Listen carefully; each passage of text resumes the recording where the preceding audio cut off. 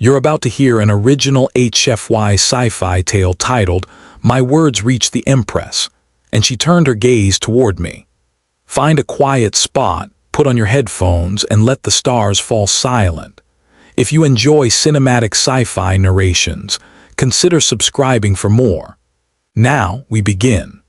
The rain had a sound like torn silk over drowned streets, a steady hiss that softened broken neon and crooked rebar into blurred lines of color. Waves gnawed at the ribcage of old San Francisco, where the sea had eaten blocks and left the hilltops like islands. From the spine of a radio tower that had once fed a continent's appetite for music, a battered dish turned its face to the storm and listened for ghosts. Inside the tower, where salt crept like frost across window frames and wind whispered through gaps in sheet metal, a woman put her lips to a cracked microphone and spoke. "This is Earth," she said, and the mic stuttered with her breath. "We are still here. We build, we bleed, we dream, we reach." Her name was Alara Vance. Some called her a poet because nothing else fit. She was a small shape wrapped in an oversized flight jacket, hair tied high with wire, eyes the particular stubborn gray of winter skies. She had scavenged the transmitter from the bones of a satellite uplink station and married it to the tower's old guts with solder, prayer, and thin copper thread. The machine was a mosaic of other people's miracles, military-grade tones, a museum's backup generator, a cargo drone's navigation heart wired backward and taught to hum. When she thumbed the send key, the dish pushed her words out into rain and then into cold air and then beyond weather altogether, past clouds, past the ash-ringed moon, past the dead and glittering belt of old war hardware. Everyone told her the void would eat the message. Noise attacked meaning the way surf eats sand. Out there, radio swelled and popped like tide water. Out there, words died. But her message traveled anyway, through a corridor of quiet the storm opened for one breath, through a pocket of space like a throat clearing.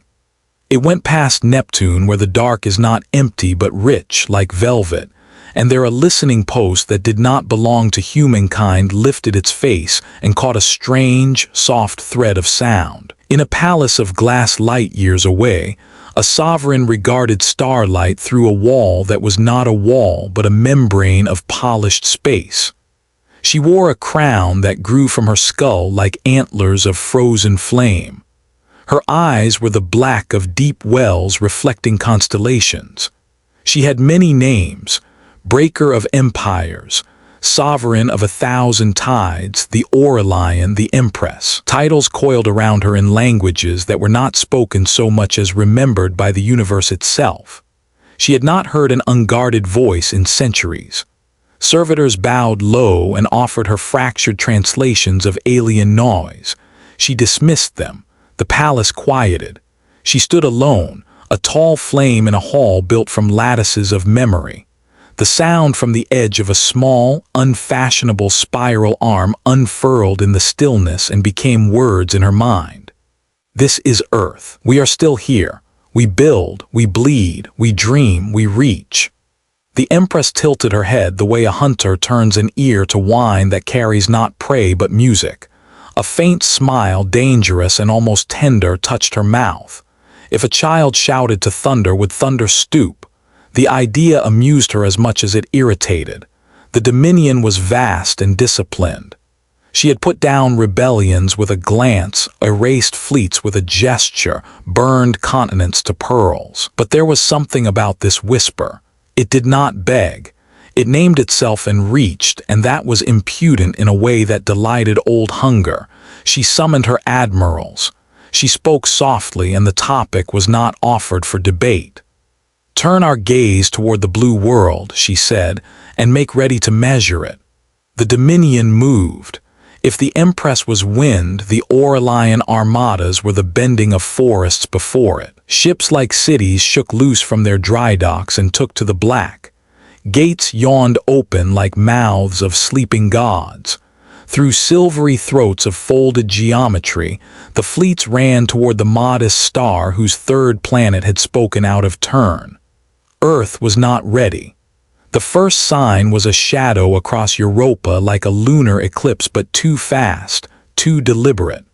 Miners surfaced from caverns, visors polarizing against a brilliance that did not thaw the ice but made it sing with stress. The ship that hung over the horizon was not a ship the way humans meant the word. It resembled a mountain skeleton wrapped in a living linen of light, ribs blooming with slow pulses. It spoke without sound, a taste in teeth and marrow, the Dominion's tongue.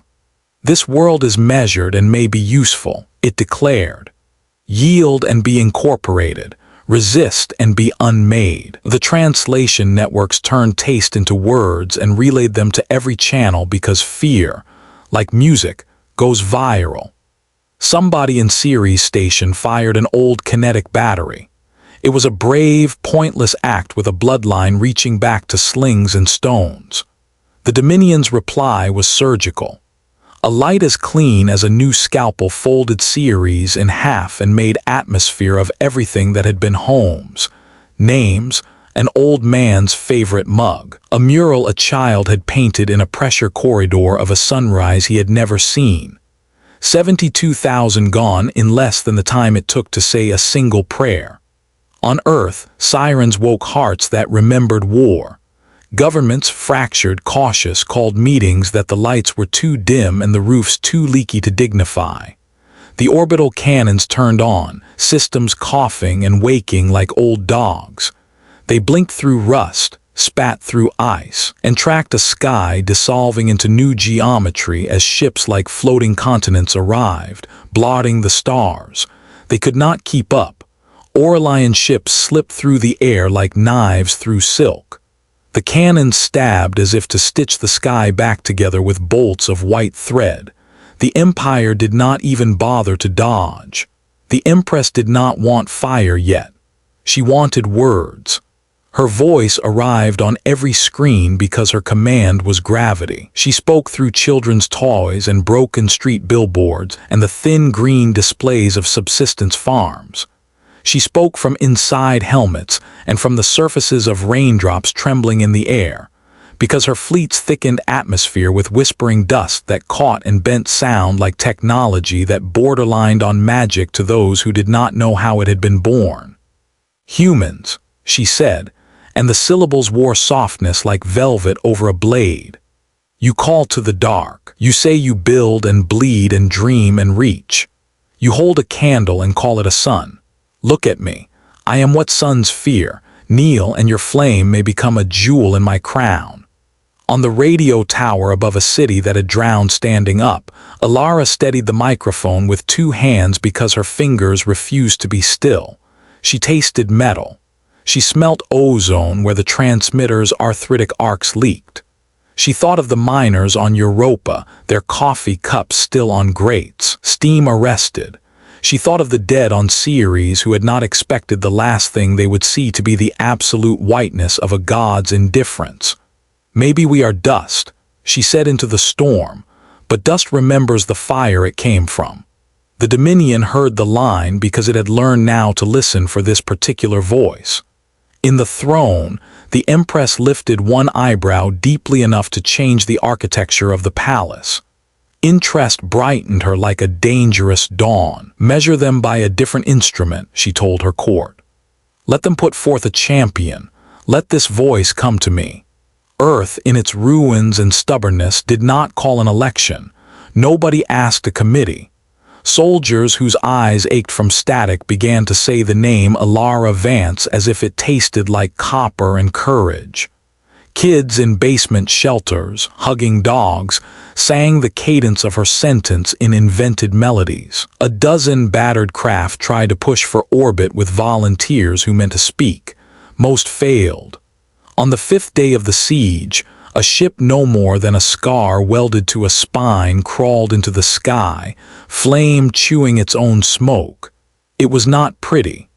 The people left under its ascent cried out as if they were lifting that weight by shouting. The ship carried one human because that was how much room it had. Alara, with a bag of paper pages, she could not justify to anyone who thought she should pack food instead. Escorts from the Dominion gathered her up like cathedrals leaning toward a moth. She traveled through gates that tasted like cinnamon and nosebleeds. She looked out and saw space behave like a living thing, indifferent to poetry, yet full of it. She saw livestock worlds, laboratories whose light fell without shadows, ships that grew from seed crystals and obeyed hands. She saw an empire that had perfected skipping consequences by exiling them to other places. The Aurelian throne world appeared not as a planet but as a decision in the dark, a place that chose to be seen. Oceans of contained energy curled around continents of glass. Towers braided into one another like spun sugar.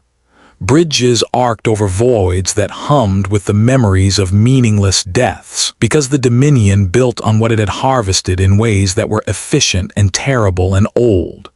They put Alara in a costume because protocol requires theater. They put gold on her wrists and shaped it to look accidental. They walked her through a hall that changed shape to flatter the Empress's mood. Rumor said the sovereign's psychic field could curve the interior of her palace to fit her temper the way a throat swallows music and turns it into voice. When Alara stood small before the dais, a hush like the pressure of the deep fell. The Empress did not rise. She permitted gravity to applaud her instead. Light gathered to outline her, dark beveled her edges. She looked like judgment lengthened into a person. "You are the mouth that called from the blue world," the Empress said, not as a question. It is beneath a god to keep track of question marks, but as an entertainment, a cue for the next scene in a play she had written so often it bored her and thrilled no one like it once had. "Yes," Alara said, her throat sawed each syllable like oak. "I am." "Tell me why I should not turn your planet from rock to pearl," said the Empress. She lifted one hand. The hall responded. Windows behaved like schools of fish, arranged themselves along her fingers like rings. Alara thought, "Because my mother kept bread in the freezer even when we had no electricity, because habit is hope's twin. Because a boy on Deimos keeps seeds in the toe of his boot and waters them with condensation caught from his breath. Because my teacher taught me the word for courage when I was 7, and I wrote it 100 times on the underside of a desk with a borrowed nail. Because my words traveled like a moth and a god looked up." She did not say those particulars because she knew this predator ate specifics none of her teeth could grind. She said instead the bones of the truth. "Because we remember," she said. The Empress's head moved a millimeter and the hall's lights turned not warmer but kinder. "Remember what?" she asked, and in her voice was not mockery but boredom's cautious abdication. "Cold," Alara said. "How to make fire with our hands when nothing else will. Hunger and how to share. Grief and how to survive it. Mistakes, ours. We remember we are small and die, and that is what makes us build. Memory teaches endurance." She raised the bag of paper because the urge was as irrational as prayer. "These are words we wrote when we could have spent that time hunting or burying. They are us remembering out loud to ourselves. You want to know why we should live? Because we are not finished remembering." A murmur moved through the court like the sound of tall grass when something big passes underneath. The Aurelian Lord Counter who tended the Empire's ledgers of conquest sneered with exquisite grace. "Easier to put a star on the page than a poem." "You presume to instruct eternity," he said. "You come here to decorate our patience with rustic wisdoms." "You don't have patience," Alara said, and only then realized she was brave enough to be careless. "You have appetite. There's a difference. Appetite forgets." The Empress did not punish a peasant interrupting her table.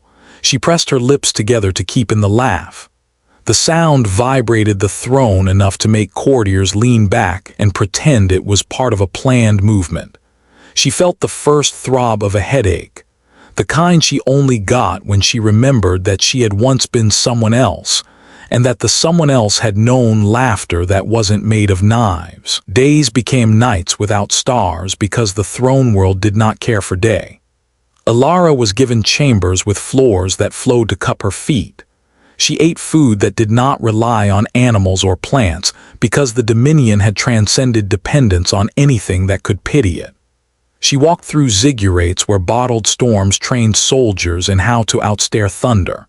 She bent over a railing and saw a city the size of God's fist and the design of a hive. Efficient, comfortable, loveless. Habit whispered, "Somewhere down there a person has hidden a chipped mug behind a panel because they like the way tea tastes in it and their supervisor prefers uniform cups." The Empress asked questions. A satellite court of scribes captured the algebra of Alara's answers, hoping to turn them into weapons. The Empress' face didn't move because she didn't want to break the room. "What is love?" she asked one morning, voice misting the glass between then and now. "Remembering someone when they are gone," Alara said, because she remembered a boy folding paper boats and placing them on an advancing tide like a negotiation. "What is hope?" The Empress asked this standing behind a window that was also a mirror and both illusions too. Trying again, Alara said, "Even when the last time broke something you can't replace." "What is war?" Alara looked down at the city built like a theorem below. A shadow of some fast craft cut a perfect line across a plaza. Soldiers turned like a flock, all angles. "Despair with a plan," she said. The Empress kept Alara alive because killing would crash the experiment.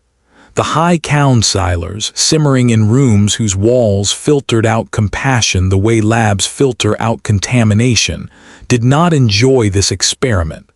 Power does not favor variables it has not authored. They plotted. Mutiny in a Dominion looks different from rebellion on a farm. On a farm, you reach for a spade and a mouthful of courage. In the Dominion, plots bloomed with more hygiene. Orders to reposition fleets were written in the tones of surrender. The noose of 100,000 almost silent disobediences tightened around the throne, which most believed too tall to be strangled. The courtiers did not notice at first because the Empress's presence made noticing unnecessary. When a mountain stands over you, you do not study hillocks. Alara felt it in the air the way animals feel earthquakes. Doors began to resist opening. Servants forgot to look at her with the exact right measure of contempt. Traffic lanes around the palace glowed with red more often than gold.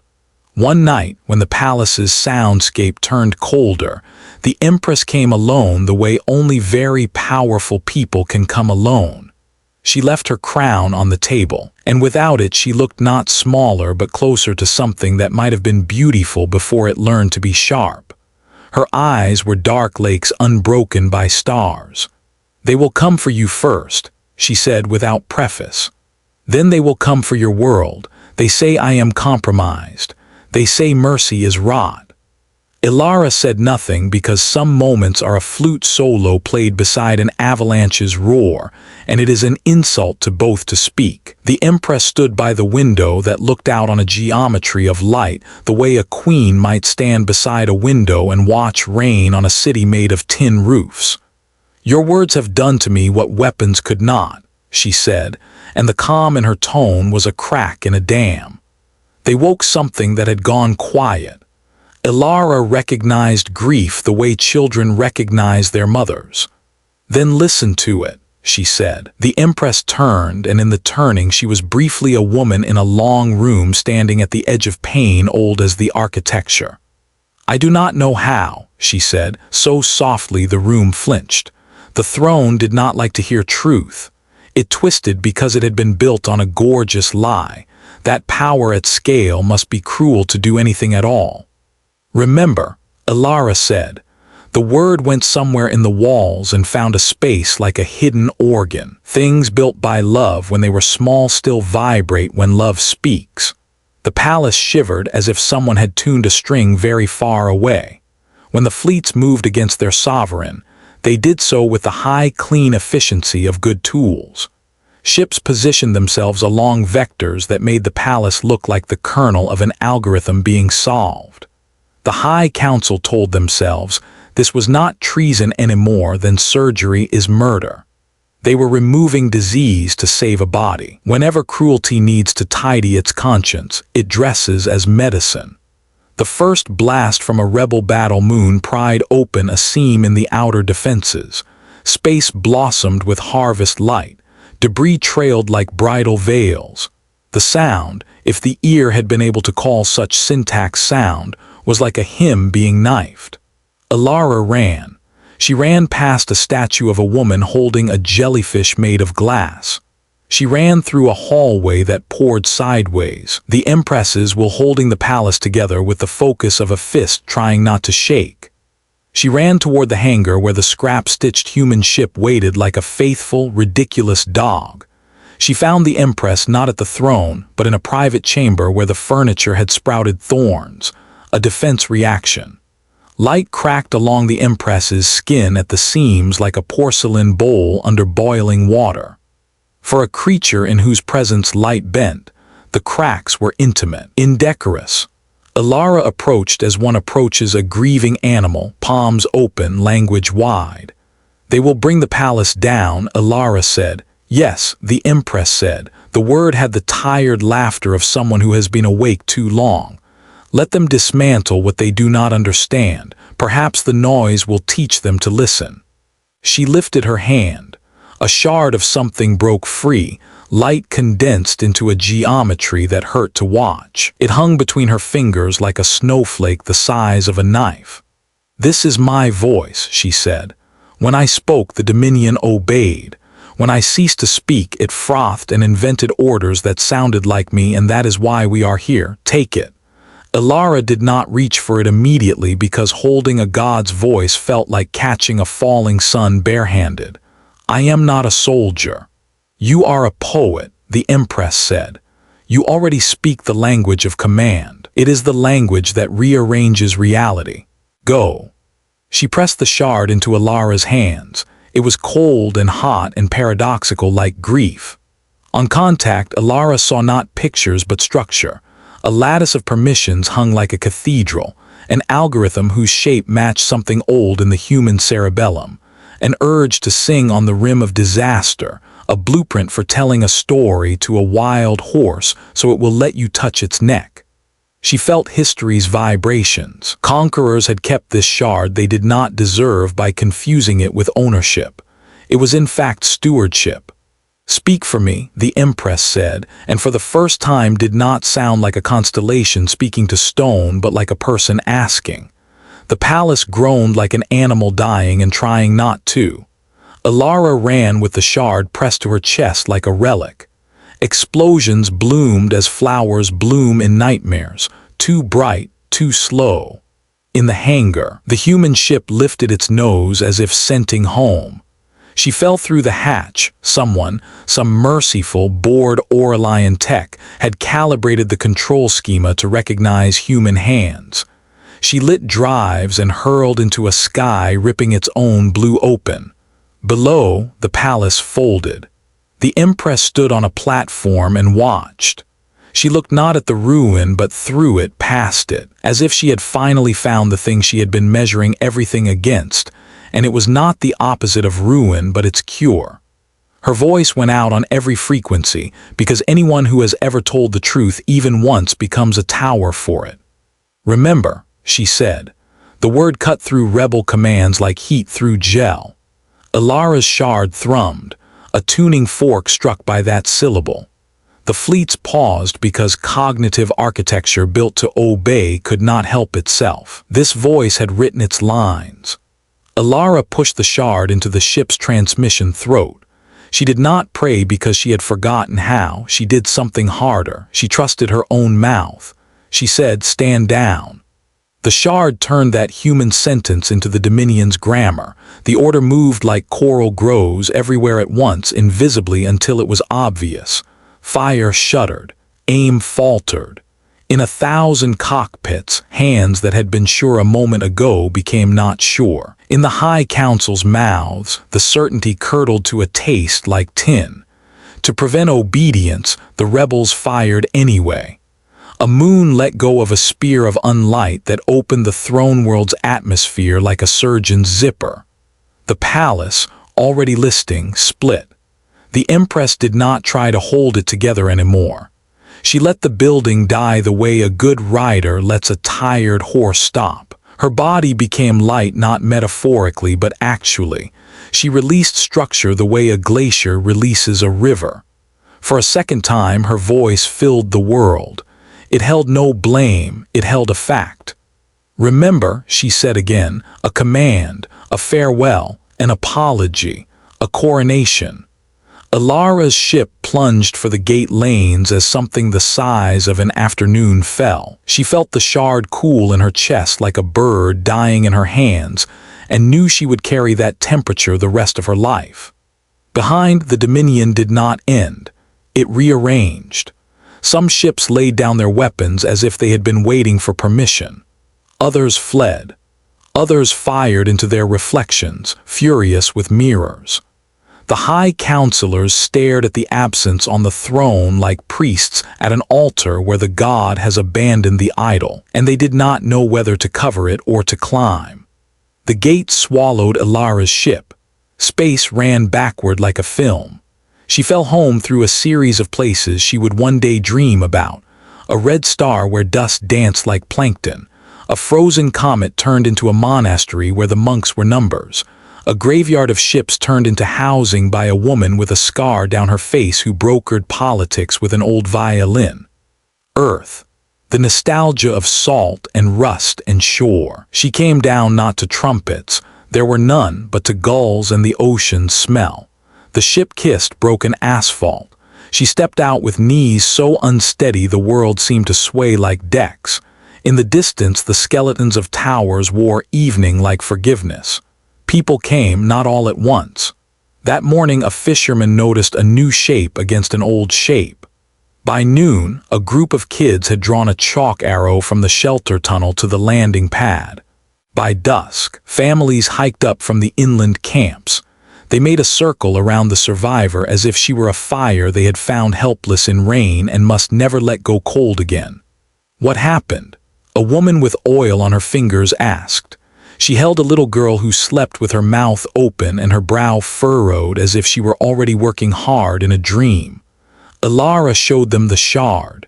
It looked like a piece of ice that had decided to be precious. It was dark now, but not the dark of death, the dark of seeds.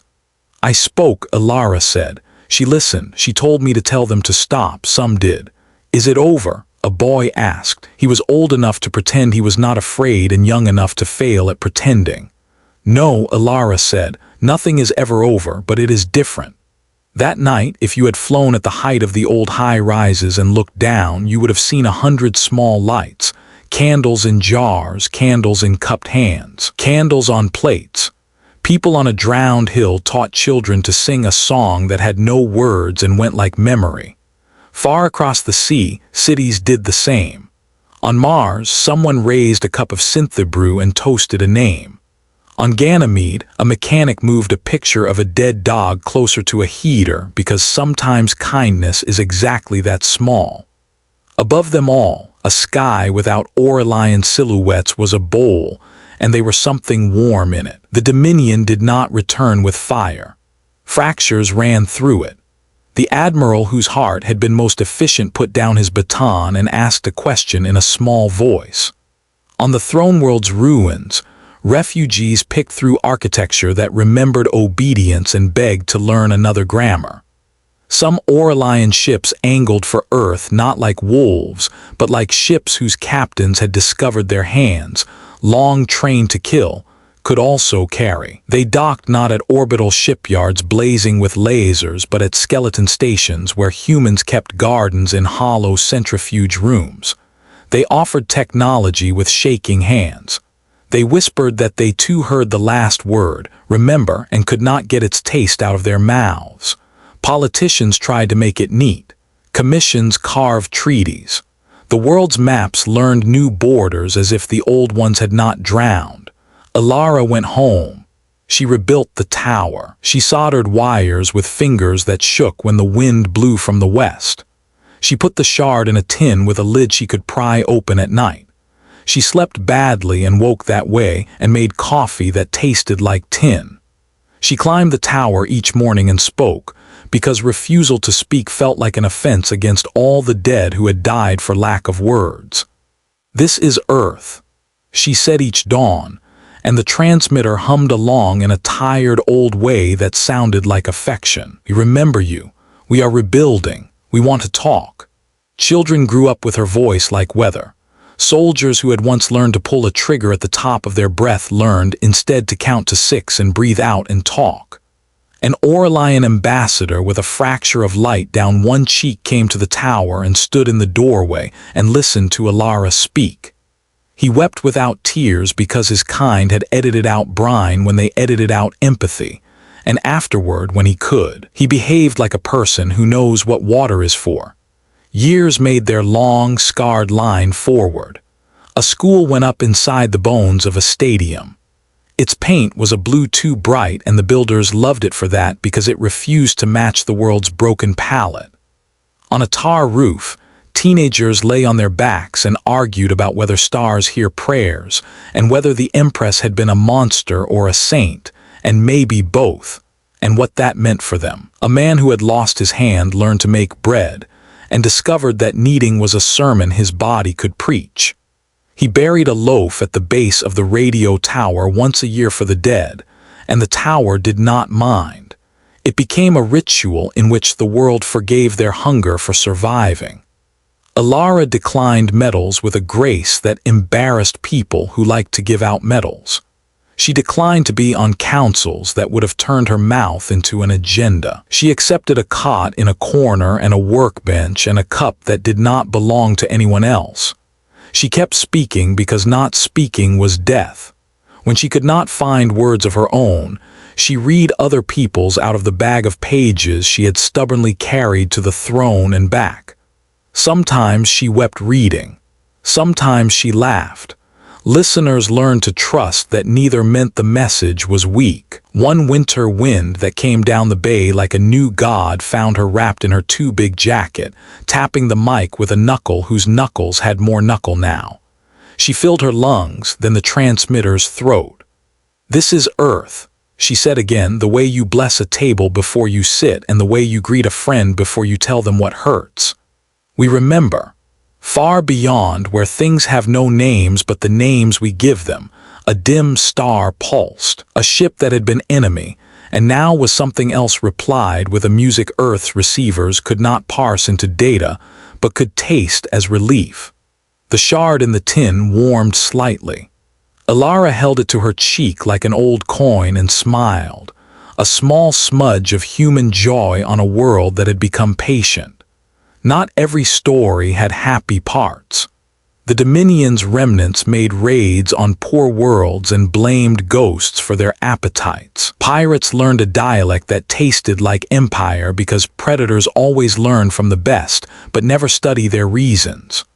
Aurelian refugees who had chosen Earth sometimes turned cruel when reminded of the weight of what they had once worn. Humans faltered, lied, betrayed, stole. Some mistook victory for permission. The work of weaving the world back together grew blisters on hands that had thought they were done with blisters. But the weave held even when threads snapped because enough people had learned how to tie knots in the dark. Alara aged the way solder ages, harder in some places, hairline cracks in others, shine dulled but heat conductive still. She taught apprentices not to break delicate things, including sentences. When she could not climb the tower in one go, she paused halfway and told herself a story about a girl who had told a god to listen. She had been brave then. Now bravery had changed shape. Now bravery was waking on days when everything ached and saying into a mic, "We are here." One evening, as roses closed in the urban garden strung along an old overpass like a necklace, a child brought Alara a holoprojector the size of a soap bar. "A gift," the child said, the solemnity of small children when trusted with errands. From the emissary with the fracture, Alara pressed the sensor and the air above her workbench lifted a picture like a bowl lifts steam. The image was the Empress as a woman in a plain dress, standing not on her throne, but in a meadow somewhere that had been designed to look like a meadow, which is the way empires apologize to themselves for remembering grass. The dress moved the way honest fabric moves. The Empress was not alive the way flesh is alive. She was recorded light, and the way it echoed around the workshop said the projector had been built by someone who remembered her very carefully. "Elara," said the Empress of Memory, speaking in a voice that once made planets kneel and now folded itself small to fit a room. "If you are hearing this, I am gone. The shard you hold is not a weapon but an invitation. Teach them to stand down not only from war but from the idea that they must be the only voice. Teach them to share the mic." Elara turned off the projector and put it in the tin with the shard. She did not weep. She had done that in the gate lane watching light pull a palace apart. She did not smile either. She placed her palm over the tin, felt its cool through the lid like a pulse on the wrong side of skin. On the night when storms let the moon look like a shipwrecked bone and the city smelled like wet iron, Elara climbed the tower one last time. Her body spoke to her in the language of limit, and she answered in the language of gratitude. She watched waves hit pylons and thought how tirelessly the ocean rehearses for the work of remaking the shore. She worked the transmitter through its warm-up with hands that had the muscle memory you get from making the same brave decision every day for years. "This is Earth," she said. "We are still here." Voices answered, human, Aurelian, others that tasted like dust and brass and cinnamon. They did not form a chorus so much as a crowd. The difference is important. Choruses sing arranged, regular, controlled harmonies. Crowds sing what they can and find each other in the singing. Sometimes it's ugly, always it's true. The frequencies braided and unbraided, messages crossed. Some voices complained about food shortages. Some told jokes. Some asked questions about love and hope and war that Elara had once answered in a palace. She answered again, not because she believed she had the final answer, but because she believed in conversation and in the stubborn, miraculous endurance of words. When dawn dragged itself over water and made it briefly silver, Elara's heart went light inside her chest in a way that did not scare her. She sat down because that seemed like what the moment wanted. She pressed the shard to her sternum and felt it hum faint as bees. She smiled and did not notice that she had never stopped smiling. People found her there later, the workbench neat, the transmitter warmed, the tin on her lap, the mic tilted toward the sky as if still waiting for a breath. They wept, then they cleaned the room. They made tea and left a cup by the chair. The work continued. Years after Elara, a monument went up, not a statue, not a victory arch. A bench halfway up the tower stairs where the view through a rusty window makes the bay look like memory and the city look like a promise. On the bench, in small letters you had to sit down to read, someone carved, "Remember." Aurelian children brought flowers that smelled like metal. Earth children brought weeds, beautiful and stubborn. They told each other the story. They edited it because memory is an art. They made mistakes that would someday require forgiveness. They inherited a world that did not conquer. It endured. And in the deep places of the Dominion, where maps are shy and navigation is prayer and mathematics, old admirals closed their eyes and heard a word on their tongue like a piece of bread and did not starve. Somewhere in the dark, a wrecked palace dreams. The Empress's last command walks the ruins and thinks of gardens. The gates between stars have learned to open a little easier for messages than for weapons. On the throne world shards, grass has found seams.